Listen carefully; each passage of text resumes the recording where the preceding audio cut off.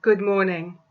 On the third Sunday of Easter, the readings are Luke 24:13-35 and Acts 2:14a and 36-41.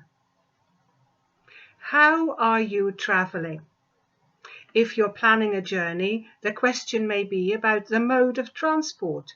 For instance, car, coach, train or aeroplane. Another question may be about the amount of luggage you are taking with you, and this depends on what you intend to do at your destination and the time you are going to be there for.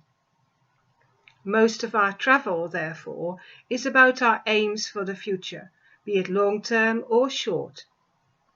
In Jane Austen's book Pride and Prejudice, Elizabeth Bennet is aghast at a journey of 50 miles being called an easy distance, to which Mr. Darcy replies, "What is 50 miles of good road? Little more than half a day's journey. Yes, I call it a very easy distance." Those were the days when travel was mainly at the strength and speed of a horse. The two people who are mentioned in the Gospel of Luke chapter 24 are walking their journey to Emmaus as most people would, a distance of about 7 miles from Jerusalem. The two, one of them called Cleopas, are discussing the events of the previous days, the crucifixion and the rumors of the resurrection, and hardly observe the person who joins them at some point.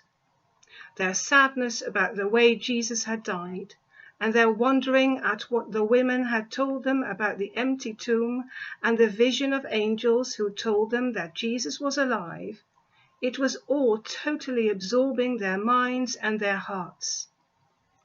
The person joining them then began to explain from the scriptures how all those events were to be interpreted.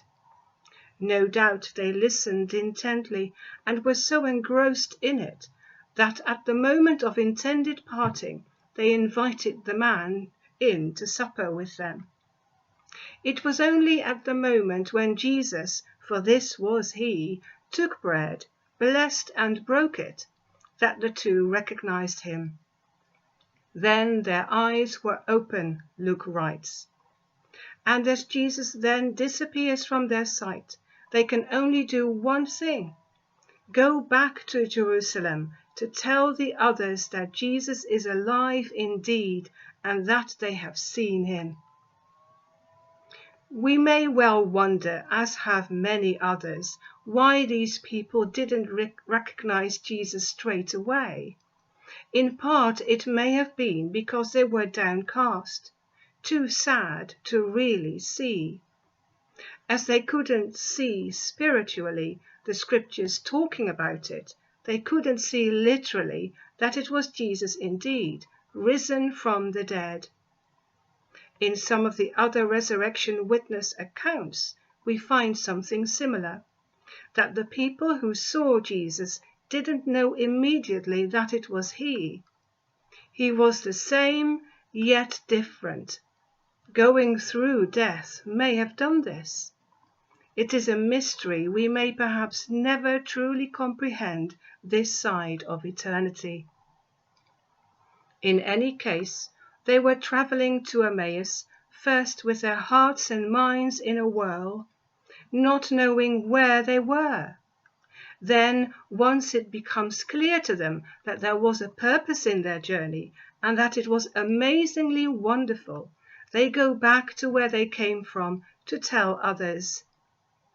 It seems as if their first of these journeys to Emmaus was in a way aimless. They didn't really know what to make of recent events, and they were only walking this road because they didn't know where else to go. As it turns out, however, it becomes a road of destiny, of transformation, in a way they could not have imagined. The road to Emmaus began in despair, but it ends in a discovery that changes their lives so dramatically that it moves them from despondency to hope and from death to life. For us then, in our present age, reading and interpreting God's story with us, how do we travel? Not literally on a particular road, but on our journey of faith in life.